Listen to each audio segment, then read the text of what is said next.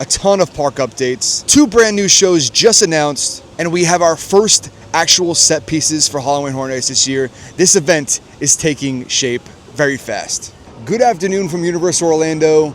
It is my day off. We have so many construction updates to go over. There are set pieces, there are show announcements. Universal Studios is currently being taken over by the spirit of Halloween Horror Nights 34. So without any further ado, let's just jump inside. Let's go inside the park. Let's check up on these park updates. Let's check up on these new set pieces. But most importantly, let's go enjoy the day. Man, some funky jams playing in the background here, but still no center medallion here at the archway. And we better get these updates fast because look at those clouds in the distance. Very ominous, very spooky, very on theme. And oh my goodness, I already see it. Walking down Hollywood Boulevard, of course, that's where we always start. And there are a ton of set pieces just added to this scare zone over here. Beautiful. Right away here, I've called these 2 trusses my best friends over the last couple weeks. My 2 best friends have put on pants this week. The bottom of the trusses are now covered in some sort of marble here, which looks like it's going to be the entryway to the scare zone of Masquerade, Dance with Death. And wow, look at these sets over here. Beautiful stained glass in the back there. A beautiful dance floor it looks like over this way. Awesome, and they have speakers down here, so they're going to pump out some spooky sounds and some spooky music. But look at this stained glass over here. Obviously fitting the theme of the overall theme of Horror Nights this year. The conservatory, stained glass and vines and plant life are going to be the overall theme for this year. And look what we got in the design on this speaker over here. Some leaves, some vines, and obviously the stained glass raven over here, it looks like. And when we see this "Pardon Our Dust" sign, this means we are in the thick of it. Also, don't climb on this. This whole boulevard is covered with these random dance floors over here. Looks like characters are gonna be on here. Maybe we'll be treated to a few dance numbers. Maybe the waltz, maybe the salsa. You know, whatever dance moves they do in ballrooms and stuff. I've never been to a ball before. I've never been the prettiest girl at the ball. Anyways, this stained glass over here has a nice panther or some sort of big cat over here. Actually, I wanna see the backside of these, see if there's anything going on over there. So the backside of these set pieces have the exact same images on this side, but we just get a closer look. Nice. I wonder if these are going to light up. I can't tell if they're translucent or not, but I guess we'll find out August 28th. As I look up over here, nothing major that I see different. Oh, actually, found something. There is a power cord going from that roof to this truss work right over here. Oh no, the rain is picking up, and over here, a gargoyle. This is also part of the overall theme of that conservatory. Gargoyles are going to play a big part in the overall theme this year, and these windows do look translucent. So there is a backing to this where maybe they could pump in some lights, who knows? I think this stage over here is the coolest one of all. It's got a bat in the background on this stained glass window. But this banister is just giving like Haunted Mansion vibes, where you could just see 2 people ballroom dancing on this stage. Also just added to the end of Hollywood Boulevard over here is this set piece over here. It looks like they'll have a matching one on this side eventually, just so it's like a nice little exit or bookcase. Very nice. Nothing major over in the Mel's Die-In area. We still have this truss over here with the lights pointing now over in this direction. That's because they're gonna do that little show here, whatever they have planned for the zombies in this area. Heading to the entranceway of Central Park, this truss right here has been a topic of conversation since the day it was planted in this very spot. Because usually, this would be the truss to advertise the Lagoon show that would happen here at Halloween Horror Nights. This right here is the Universal Studios Lagoon. In years past at Halloween Horror Nights, they have done a Lagoon show, which actually was met with tons of rave reviews. Like, people love that. The last time we had a Lagoon show here at Halloween Horror Nights was in 2022, and it was called Ghoulish. Ever since then, the last couple years that we didn't have a Lagoon show, people wanted it back. People were talking about it nonstop. That changes this year for Halloween Horror Nights 34. Universal has been listening to its diehard fans because we are getting a Lagoon show back this year called Hauntophonic, a Ghoulish Journey. A ghost story is rising from its watery grave to haunt the Universal Studios Lagoon, featuring towering water screens and eerie music. Very happy to have a Lagoon show back this year. Not only is it a people eater, but usually these shows are very well put together. Very fun, very entertaining, and I know a lot of people are very happy to hear that Hauntophonic, a Ghoulish Journey is coming here to the Lagoon here for Halloween Horror Nights 34. Actually, before we head into the Central Park Scare Zone, I want to check on one thing over here in Battery Park. See if there's any updates over there. It has been confirmed that the HHN bar is coming back this year. And if you're wondering why we call this Battery Park, it's because, well, this sign right here says Battery Park. There's actually a lot of updates over here. Speakers and lights have been added to the truss work over here on both sides. All right, now heading into the Central Park Scare Zone. Man, we have a lot to talk about here. But before we go do that, a quick update here at the Cafe La Bamba eating area. Some string lights, some red string lights have been hung from the trusses over there. And I know the Central Park Scare Zone has been speculated to house the Cat Lady of Crooked Lane Scare Zone, and I think this might confirm it. You know, because cats, 9 lives. So let's go into 9 Crooked Lane and check out what they've added here for this week. It looks like nothing has been added to these platforms over here, but we do have some electrical work that is brand new back there. We also got some major set pieces over here on Crooked Lane. Look at that, a giant brick and stone square looking thing. And there's another one here midway through the scare zone. This is where they could put props, put characters, things that they could pop out and scare us. Fun times. Look at this. And we have a third one down this way as well. Very cool. Things are happening. Some more electrical work over there by the house over this way, but man, we finally got confirmation of what those green tarps were for. Look at this. They've added a whole concrete slab over here, and it looks like they're gonna put bolts down over there for whatever set piece or truss that they're gonna put over here. That's insane. So they actually added a whole concrete slab, did some concrete work just for Horror Nights this year. Same thing in the field over here where we saw all those survey marks the last couple weeks. We have speakers, and we have another giant concrete slab. And on the opposite side, again, a place where we saw tons of survey marks. It looks like they're digging out a hole over there. It looks like they're gonna put another concrete slab over here. But no, my goodness, I saw pictures of this on social media this week. It is true how they are extending the scare zones massively this year. Look at this. If you needed any more confirmation that this is gonna be the Crazy Cat Lady Scare Zone. Also, as we talked about the theme this year, conservatory, stained glass being recurring in every scare zone so far. Very nice, as we have stained glass cats. Very cool. I see some lighting back there too. These are definitely going to be illuminated at night. As we look above these structures over here, it looks like we have some scratch marks, not only in the wood, but in the tarp that's behind it. We have some broken glass up top. Again, very reminiscent of the overall theme of a conservatory. Very nice. And this little walkway looks like we're going to just be spooked out of our minds. We have some boo holes over here with some tarps covering it. We also have some scratch marks in the tarp over here too. Now, I used to have cats and they used to scratch the couch all the time, so I know those are markings from a cat. This too, this cat was obviously pissed trying to get out of here. Kind of through the back here, you can kind of see how they're going to be illuminated for Horror Nights. Very nice. Look at that image right there. We also have some lighting rigged up on top of these boxes, these cat boxes. This is so different and so cool, and it smells like fresh wood over here. So awesome. And just makes me so much more hyped for this year's Halloween Horror Nights. Over on the flip side, no updates to what we're thinking is going to be the Crazy Cat Lady's house. Okay, a lot of updates as far as the sprung tents go. Here in the queue for the Simpsons ride, oh my goodness, what we think is going to be the dollhouse, man, is taking shape. As you can see in the panes of the window, it looks like that, well, exactly that. They added some window panes in there. Maybe possibly some stained glass there to fit the conservatory theme. That would be pretty cool. Over to the right sprung tent over this way, you can kind of see the shape of a house over this way.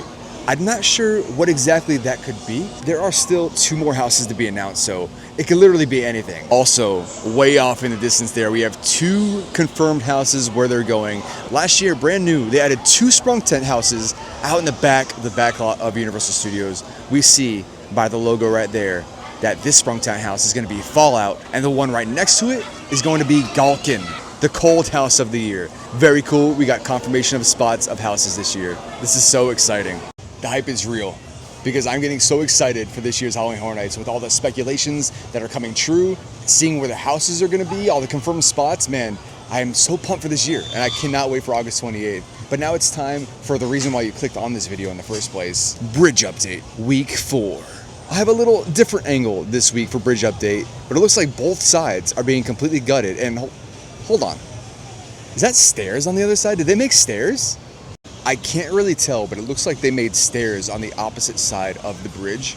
Maybe they're gonna just do away with a full bridge and just make a concrete path. Who knows? I'm gonna look at it. As we get to the other side of the lagoon, I'll try to get some footage of what they're building over there. Maybe we got some steps. Maybe they're just changing it up. I like it. Nothing new to the truss work over here in front of this gate, which we now know will be the entrance to the Galkin house and the Fallout house. One really positive thing that they put Galkin and Fallout in the back over there is they're dispersing the IPs. Obviously, Fallout is going to be a big IP this year. Galkin that line may be one of the major lines of the season. Last year, there were two original houses in this spot over here, Bloodlines and Goblin's Feast, which were honestly great houses, but they always had low wait times, especially towards the end of the night. These houses were really thinned out. Them putting a major IP back here might disperse the crowds a little better. Now chilling over here by the Fear Factor stage, we got another announcement for another show returning to Halloween Horror Nights 34 this year. Nightmare Fuel is confirmed to be coming back here to the Fear Factor stage, but this time the Nightmare Fuel show is called Circus of Decay. This once vibrant circus has festered into an unending nightmare. It's a sinister spectacle of pyro, aerialist, and illusions. I don't know about y'all, but I love a good circus theme. I feel like circus and horror kind of go hand in hand. You ever watch that season of American Horror Story? The circus? The guy with the lobster hands? Good season. Now, it is the middle of the day, so we can't really see if they added any lighting over here or any new structures to the building. But what I can see on the rafters there, they did add some what looks like flags and like circus flags and what really fits the circus aesthetic, really. So, new flags. Other than the bridge being worked on here at Universal, they've also been working on these bathrooms for quite a long time now. Right away, my brain calls these the Amity Island bathrooms just because these used to be the bathrooms in the Amity Island section of the park. But late last year, they started construction on this, and it just hasn't reopened in a long time. I know a lot of us are hoping that these walls come down before Halloween Horror Nights starts, just so that there's more room to spread our wings. Our bat wings. That was a stupid joke. And I know I've said in weeks past that there's really nothing spooky that goes on inside of London, but we have this truss over here that just popped up, and it's got a ton of lighting rigs on it. This may just be for streetmosphere, maybe just lighting up the pathway, or maybe it could just like project an image on the streets over here of London. Who knows? And as far as the bridge goes, I really can't tell from this angle if they've added steps there or not. So it might just continue to build the bridge. They might put steps there. All right, so an update from last week. I'm heading into the Club Horror. Well, we're speculating where Club Horror is going to be. Back over this way in this backstage area, there was that truss over in between the Amity Island Lobster sign and King's Cross over here. That truss has since been taken down and is gone. So our speculation there that this street experience is going to extend back into the backstage area is probably not going to happen. Not much updates going on over here in the Club Horror section. The only thing I have to update on this side for Club Horror are that they added these lights next to the stage over here, adding to our speculation that this is going to be a club, some cool clubbish lights being added. It looks like there's some new food options. Streetcar snacks in San Francisco area. Let me check it out real quick. Looks like we have a bunch of high protein items over here. This looks awesome. The orange chicken, Asian beef, seared ahi tuna. The Duck Chan Bing was here for the Mardi Gras festival. That's pretty cool that they added it to the core menu here. I'm gonna go ahead and grab a couple of the items here. Why not? It's in the name. You know I like to find high protein, healthier options at the theme parks, and this spread right here is just straight protein. This is fantastic. So let's just dive in head first. I'm gonna go with what I think I need to eat faster, and that's gonna be the seared ahi tuna. This is obviously seared ahi tuna, sesame seeds, pickled cucumber, and wakame salad. Love it. And I got my chopsticks ready to go here. Let's get some of that tuna in and that wakame salad. Let's get some of that pickled cucumber in here. I wanna try that too. Looks like there's some seaweed salad in there. Beautiful. Big fan of that as well. This is fantastic. Obviously, you get the big seared meaty taste from the tuna, and we break it down with the acidity of the pickled cucumbers. Fantastic. I will say that the radish on top doesn't add too much to this dish, but still adds a nice crunch to it as well. Fantastic. All right, we're gonna go for the beef next. This is Asian beef satay, sliced steak, soy glaze, and toasted spicy peanuts on top. I don't know why, but I was just expecting a tough piece of steak when I was looking at it. This is not tough at all. This falls apart, melt in your mouth. Oh my goodness, this is so good. You do get a little heat from the spicy peanuts on there. It does look like there's chili flakes on this too, so if you're sensitive to heat, you might want to stay away from this, but phenomenal flavor. The soy glaze on there adds that sweetness, that brightness to it, the crunch from the peanuts. Fantastic item here. Love that too. Let's go in for the chicken next. This is orange chicken satay. Orange chicken, orange sauce, and cilantro. Very easy, very basic. There is that yellow stuff on top that I'm not too sure what that is. So the yellow stuff on top of this chicken is ginger, so it adds a whole new level of earthiness to this dish. Very good. Mixing with cilantro is definitely different, but it works here. Usually cilantro, I don't usually have that with my Asian style food. Adds a good brightness to that as well. I will say the chicken is a little overcooked, but this is the quickest service you can get in the theme park, so the beef was a lot more tender, obviously, but still very, very good. This is awesome. To give this meal a protein counter, I'm going to break it down by each of the items. The beef is going to be a total of 38 grams of protein just for the skewer alone. And then the chicken, we're looking at approximately 37 grams of protein for that alone. Throw on top of that the seared ahi tuna, we're looking at 25 grams of protein. Throw that all together, we are looking at 100 grams of protein for this meal right here, which is a lot of protein from one sitting. But if you're looking for a healthier option, if you're looking for something that isn't going to weigh you down while being at the parks, if you're looking for something that is high in protein, that quick service location is the spot for you. Ooh, yes, we have some slight updates here over at the Fast and Furious queue. This house over here, we got some new set pieces all the way in the back over there. Now, it's nothing major, but as you can see, behind the tent over there, we have some wood paneling that wasn't here last week. Last week was kind of a light update here for New York in what we believe is going to be the Mutations Toxic 20 scare zone, but I've already taken 2 steps into New York and I already see one quick update. We have our first set of truss work for the New York scare zone this year. That's fun. Ooh, and Vamos is taking place in the background now.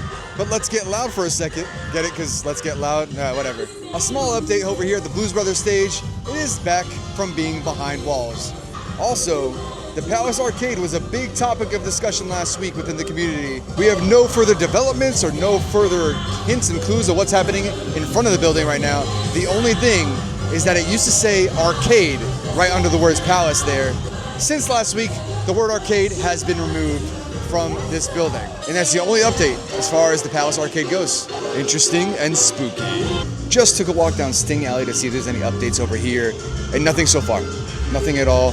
No theming yet, but we know that usually in years past they do something in this area. The last few years in the Sting Alley area, they've had just like a food booth that's pertaining to one of the IPs. Last year, this was themed to A Quiet Place, and the year before that was The Last of Us, the video game.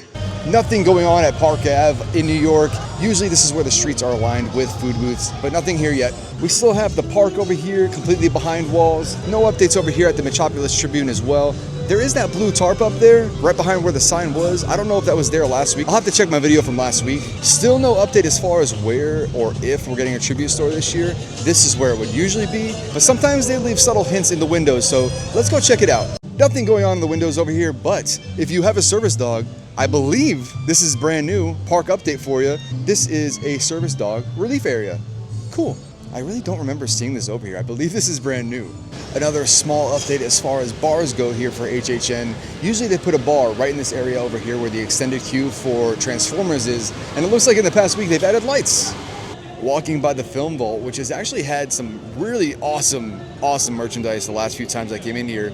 I was walking by and something caught my eye. Let's go inside. They have merchandise from Dark Universe that you can actually buy in Epic Universe. Nice. Cool. They brought that over to the studios. That's interesting. Over in this section over here, you can also see some of the Wolfman and Dracula merchandise that they also have in Epic Universe. Interesting. They brought it over here. Also, another slight update. This highly sought after Jaws sipper is back in stock. I know it was sold out for a while. They have it here in the Film Vault. And of course, as we're heading outside of the park, we're heading down Production Central, which is now known as Minion Land, to see if there's any more subtle clues as if this is going to be an extended scare zone. Nothing yet, except my arch nemesis looking horrible over here. I hate this guy so much. But that's going to be it for our trip out here to Universal. Week 4 of construction updates for HHN 34. Man, a lot going on inside that park. We had 2 announcements of 2 very amazing shows. The Lagoon show is making its return, and Nightmare Fuel is making its return. And the biggest thing is we finally got actual set pieces to the actual scare zones this year. Fantastic. I don't think I could be any more hyped for this season of HHN. Plus, we have 2 more house announcements. The hits just keep rolling. Drop it down in the comments what you think those last 2 houses are going to be. Of course, there's a lot of speculation out there. There's one that I'm very much hoping for. Everyone kind of knows what that is. This is week 4 of construction updates. I will be doing a video every single week of the construction updates leading up to the event of Halloween Horror Nights 34. If you made it to this part of the video, I just want to give a heartfelt, hey, thanks. If you had fun following me along, join the ride. Press the subscribe button. Let's get to know each other more. And for those of you that have pressed the subscribe button already, I want to say thank you for doing that. When it comes down to it, I'm just a dude that bought a camera and decided to record one day. But no, I will never force anyone to subscribe. If you want to, that would help out the channel greatly. Right now, we're sitting pretty at 331 subscribers. That's way more subscribers than I thought I would ever get in my first year of YouTube. Obviously, the next goal is 500. And I promise, if we hit 500, I'll do something cool. I'll stay at one of the 5-star resorts here. I don't know, we'll do something. We had a good day here at the parks. We got to see all the construction updates, all the scare zones that are taking shape, and of course we got to see the 2 announcements of these shows that are returning here for HHN 34. But most importantly, I enjoyed my day. Thank you for watching. Remember to stay hydrated, get your protein in, and good night.